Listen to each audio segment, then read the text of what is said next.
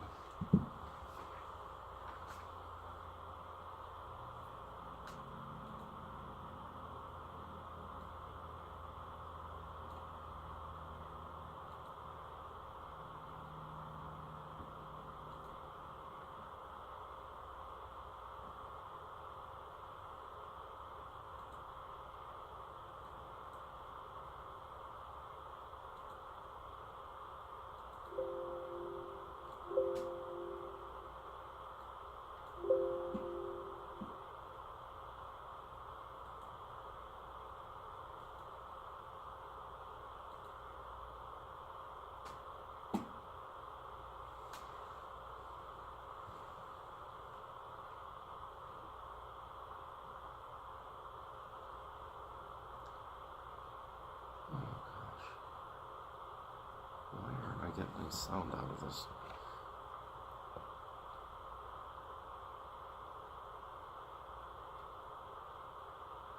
Is the video supposed to be rolling? What's that? The timer isn't incrementing, so it looks like it's not rolling.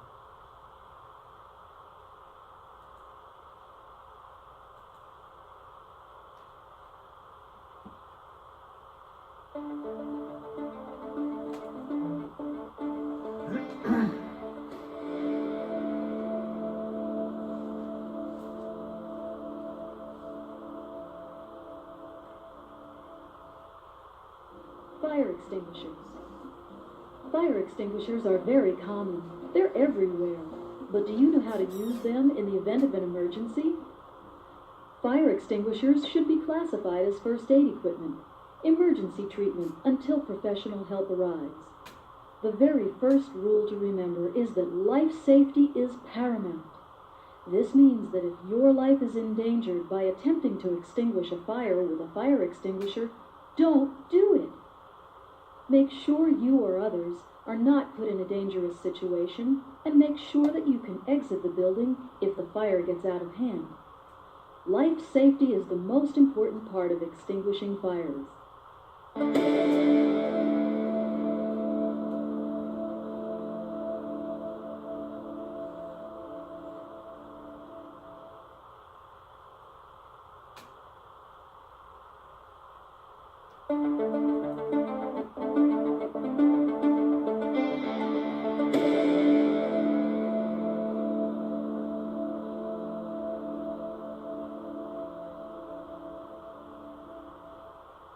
Next, you need to understand what fire extinguishers are all about, how they work, and what extinguishers can be used on what types of fires. There are classes of fire extinguishers, such as Class A, which extinguishes wood, paper, and similar combustible materials. Usually, these are water-based or dry chemical extinguishers. Class B extinguishers are used on flammable liquid fires. Class C extinguishers are used on electrical fires, and Class D extinguishers are used on burning metal type fires. Normally, you won't see 4 different types of extinguishers sitting around waiting to be used for each class of fire. The vast majority of extinguishers are classified as ABC type extinguishers. This means they can be used on almost any type of fire, particularly Class A, Class B, and Class C fires, which are the most common types of fires. If you do have a Class A extinguisher, which is generally a water or acid-based extinguishing agent, do not use this type of extinguisher on any type of electrical fire. Obviously, water or liquids don't mix with electricity. You may also find a halon extinguisher in areas where there are computers or electronics equipment. Halon is a very clean extinguishing agent and is used on sensitive electronic equipment because it extinguishes fires but doesn't leave a harmful residue on the equipment. If you were to use an ABC dry chemical type extinguisher on electronic equipment, the dry chemical agent would be almost as damaging to the equipment as the actual fire. The point we're trying to make is use the proper extinguisher for the class of fire you're trying to extinguish.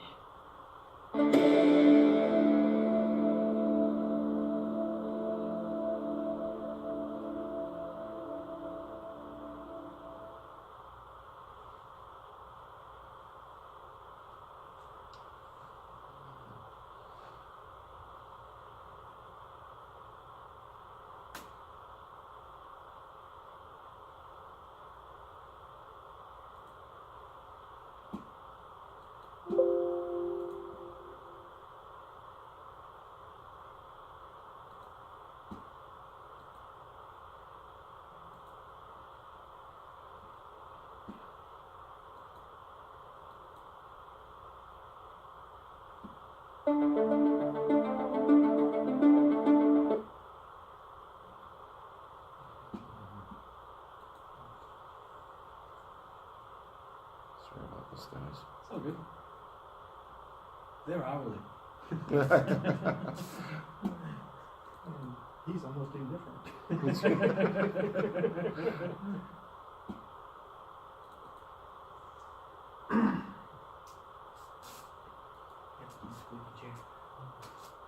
No, you're the one that's just moving.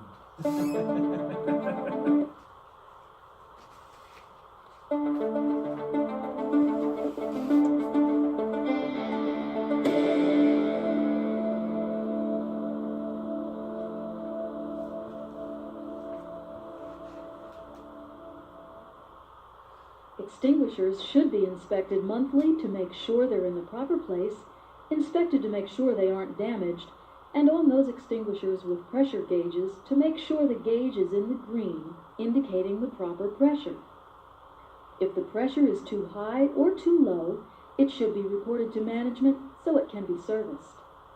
Every extinguisher should be inspected monthly, and this inspection report should be maintained in your files as documentation that the inspection was completed.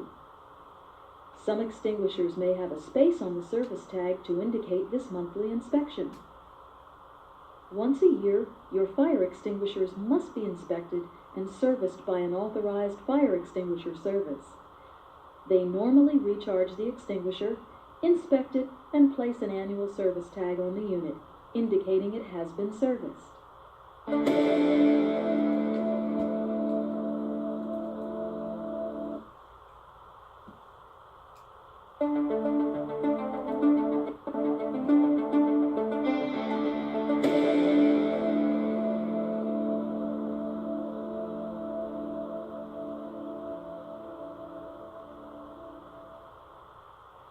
It's important that everyone be properly trained in the use of fire extinguishers.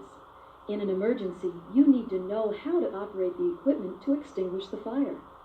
If you don't know how to operate a fire extinguisher, be sure to ask your supervisor.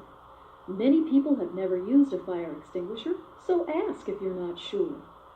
There's a simple word to use to remind you how to use an extinguisher. The word is pass. After you lift the extinguisher from its resting place, think of the word pass. Pull the pin. Normally, there is a breakable seal on the handle, and after you remove this seal, you pull the pin. This allows the handle to be pressed down when you're ready to release the extinguishing agent. The A part of pass is aim the nozzle. Aim the nozzle toward the base of the flame. Normally, you want to stand about 10 feet away from the fire because if you release the extinguishing agent too close to the fire, you could spread the fire. Fire extinguishers are under pressure, and releasing the extinguishing agent too close to the fire could cause the fire to spread to other areas.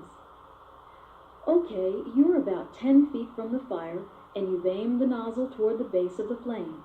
The first S in pass is squeeze the handle. This expels the extinguishing agent. The last S in pass is sweep from side to side. This sweeping motion allows the extinguishing agent to evenly cover the majority of the fire. Pass. Fairly simple. Pull the pin, aim the nozzle, squeeze the handle, and sweep from side to side. One important part of your training is to always call the fire department. A small fire can quickly get out of hand, and if it does, fire extinguishers won't help. You need fire professionals, and if you waste time by not calling them until a fire gets out of hand, it may be too late. Always call the fire department. They would much rather respond to a fire that has been extinguished than to arrive when a fire is out of control.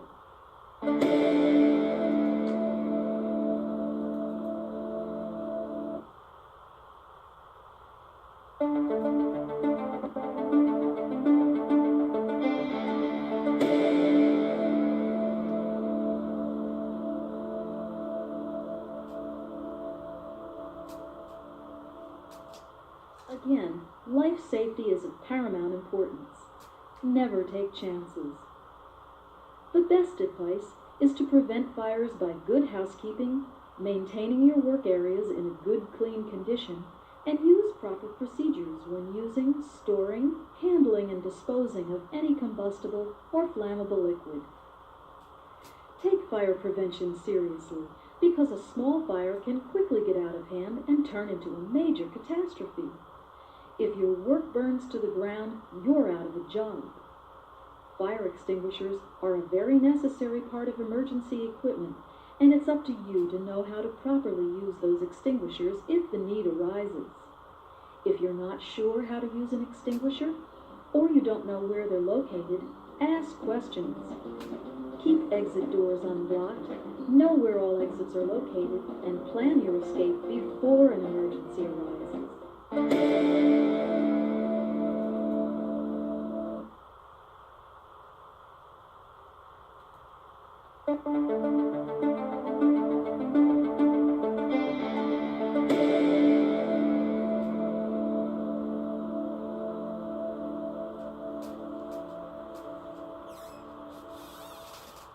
You're the most important part of fire prevention, and it's up to you to accept that responsibility every day on every job.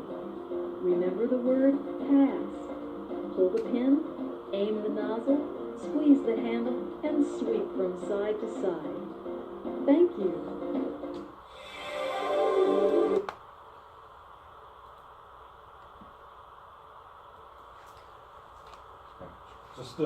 Just a couple things to remember.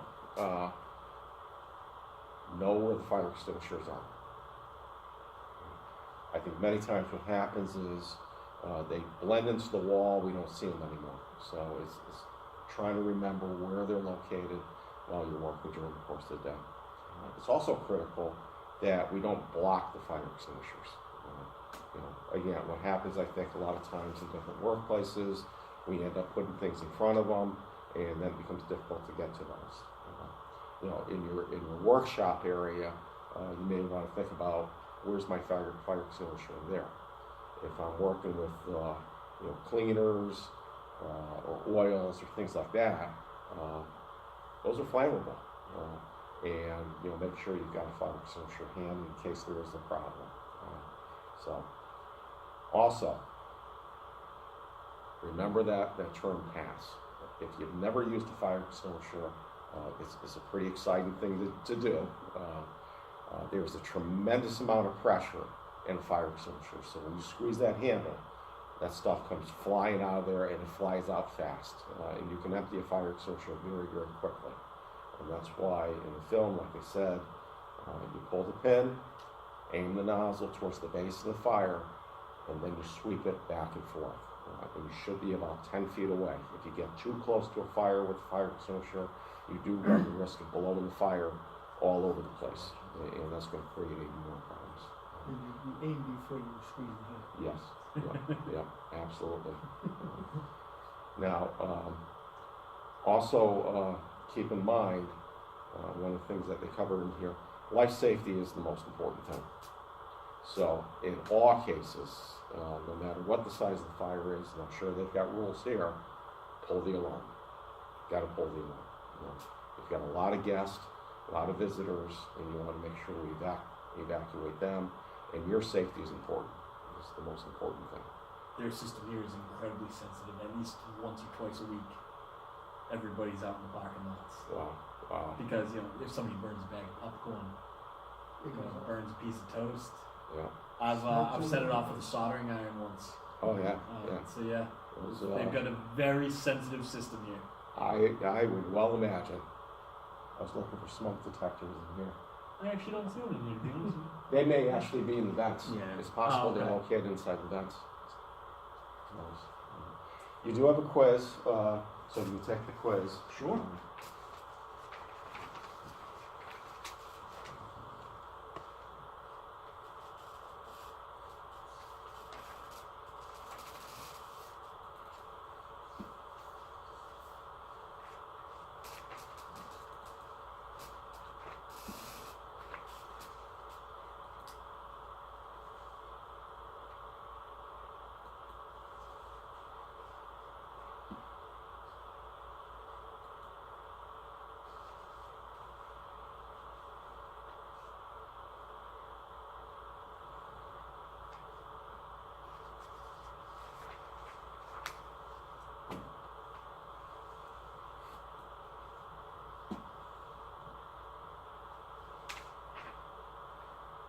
Kind of fun true story happened to me. I was fixing an old car, raising in some new metal because car's rust up here.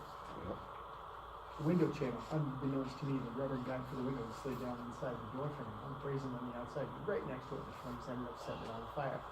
Not a big deal. The door was off the car, sitting on the ground. I could have let it burn all I wanted. Yeah. But I had an extinguishing handy. I had inspected it before I fired it up. The gauge was perfect. Okay, I put it out.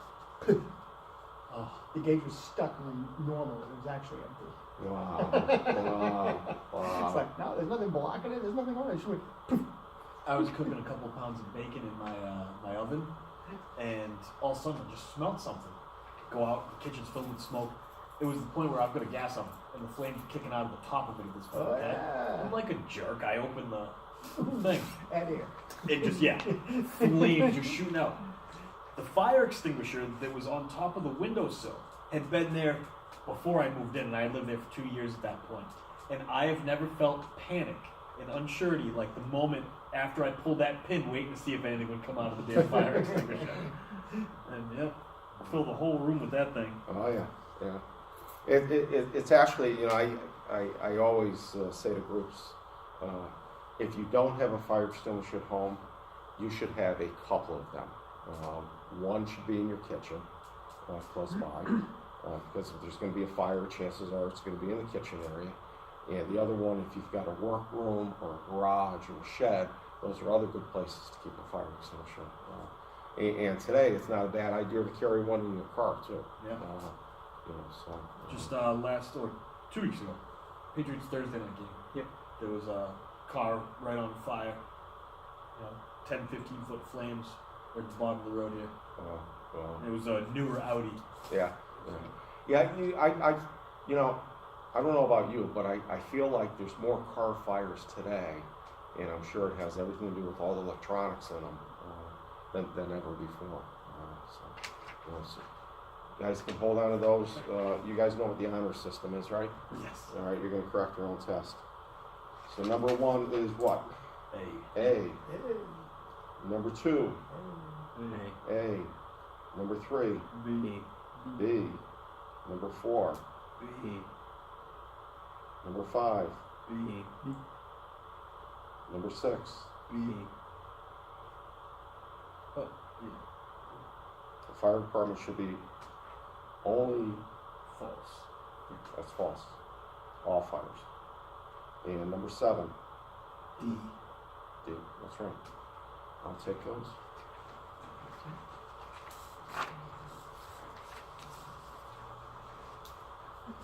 I used to joke I had a 57 Chevy dump truck and you could sleep in the engine compartment. But then it was just a straight six with lots of space.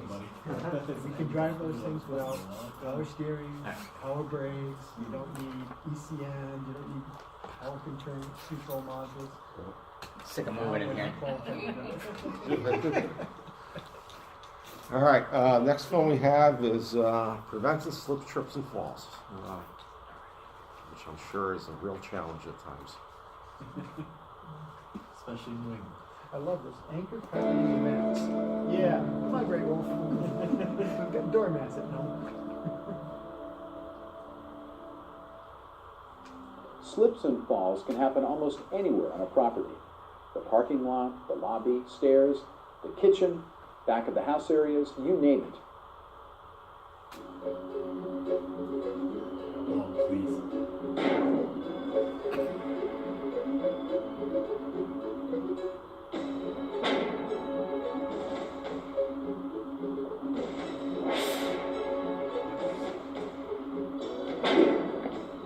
What caused these Yeah, that accidents happens all and the how time. could they have been prevented? Let's go ahead and take a closer look. The first one, like most incidents, has a primary cause, in this case, the wet floor. But if the associate would have been paying attention,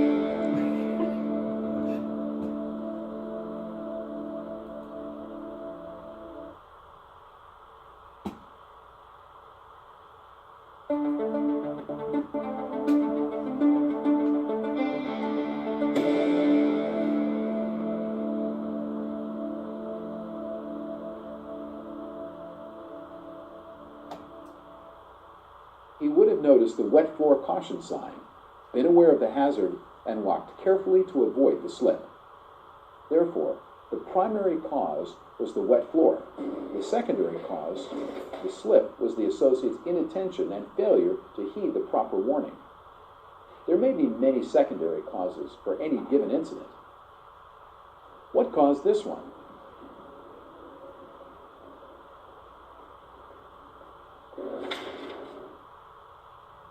The stairs? Hardly. Not holding the handrail. That's what caused this accident. You should hold the handrail whenever you go up or down stairs. No exceptions.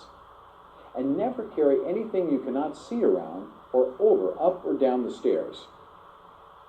What caused this one? The bathtub? No. Using bad judgment and standing on the edge of the bathtub caused it. Also, in certain areas, such as bathrooms, there's bound to be wet, slippery surfaces. Therefore, the only way to truly prevent a slip and fall in this environment is to pay close attention to the surface you're walking on and maintain good balance at all times. Shoes with slip-resistant soles can also help improve traction on wet and slick surfaces. By now, you should be able to determine what caused this one.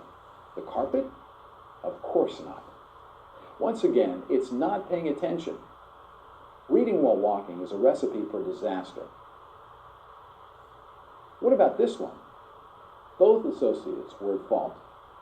Special mirrors are installed to prevent this very type of accident, and if either one of them had bothered to use them, this wouldn't have happened. Of course, leaving a cord in a hallway is a sure way to cause a trip and fall.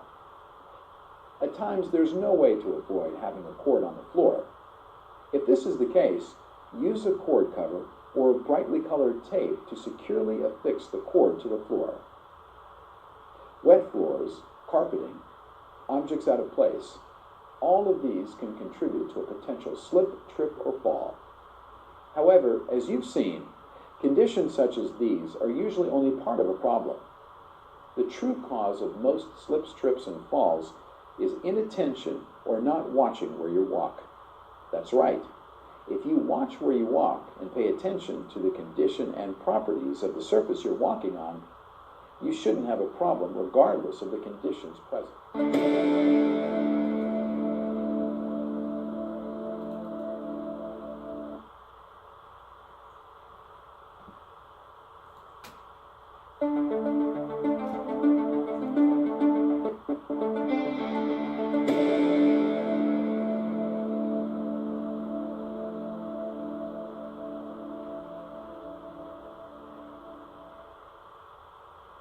There are some other things you can do to reduce the likelihood of a slip, trip, or fall incident in your hotel. First of all, proper footwear makes a big difference. Shoes with slip-resistant soles are recommended. Check with your supervisor to see what's approved for your property. And of course, if the shoes have laces, make sure they are tied securely at all times. Ensure that all surfaces are clean and in good condition. If unsafe conditions are found, they should be corrected immediately. Walk-off mats at entrances to the hotel will help keep the floors inside cleaner and more slip-resistant. Remember, different surfaces offer different levels of traction. Carpet offers much more traction than tile, so be prepared for this change in traction when walking from one surface to another. Keep all file drawers closed.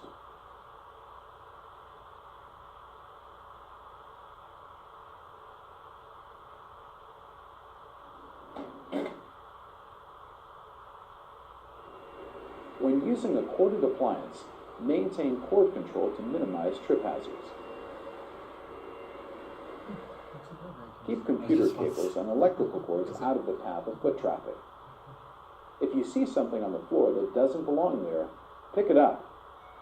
It only takes a few seconds and can prevent a serious injury. Clean up spills immediately. Don't wait. If floors are wet, be sure that proper warning signs are in place where everyone can see them. In high traffic areas, it may be necessary to dry mop the area immediately after wet mopping to dry the surface more quickly.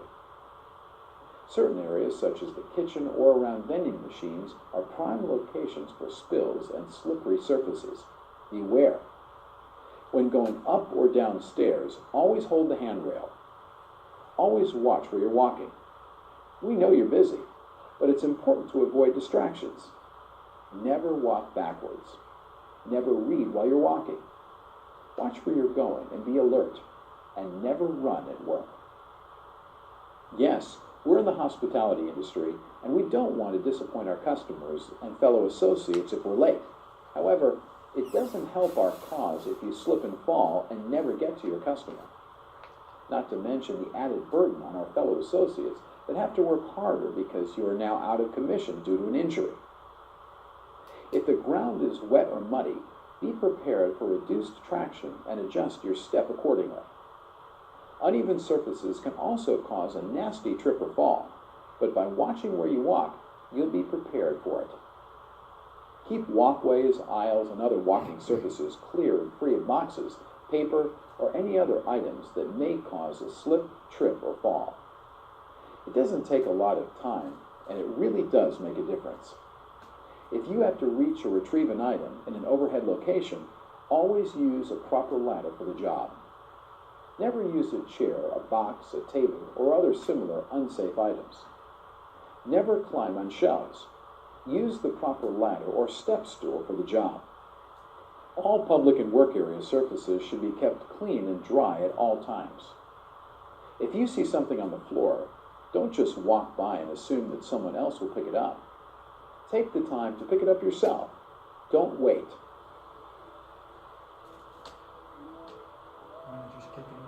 Certainly, there are many more hazards you may encounter in your facility. We can't possibly address every slip, trip, or fall hazard in this short video. That's why it's so important for you to use your common sense, good judgment, and proper walking technique. After all, the best safety procedures and policies in the world won't do any good if you don't take a personal responsibility for your own safety and the safety of those around you.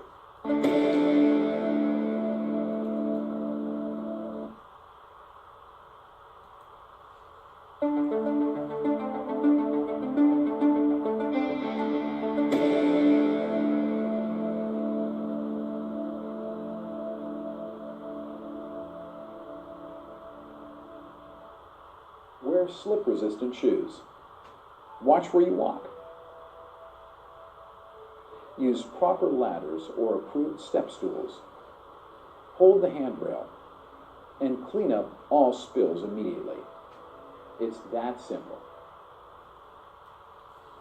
Remember, the safety and security of your property depends directly upon considerate, conscientious associates who care. Take personal responsibility for your safety, the safety of your coworkers, and our guests. If you have any questions about the information in this program or any other safety question or concern, please ask your supervisor.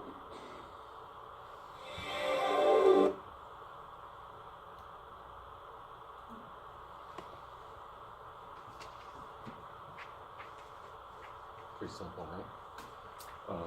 The only issue I have in the video is the comment about using common sense.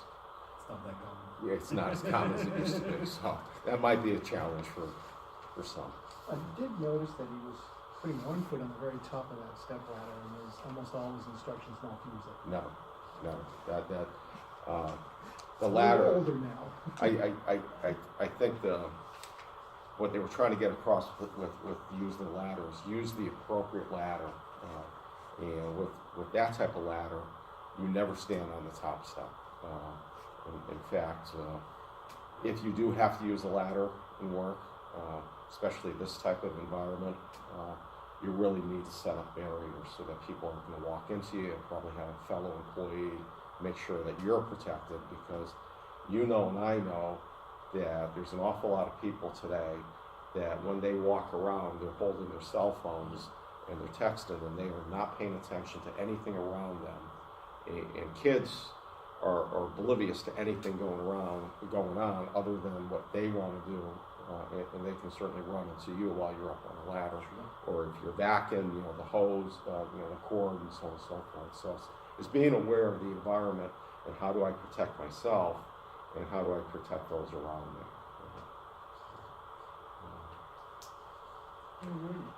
So if you could take that quiz, that'd be great.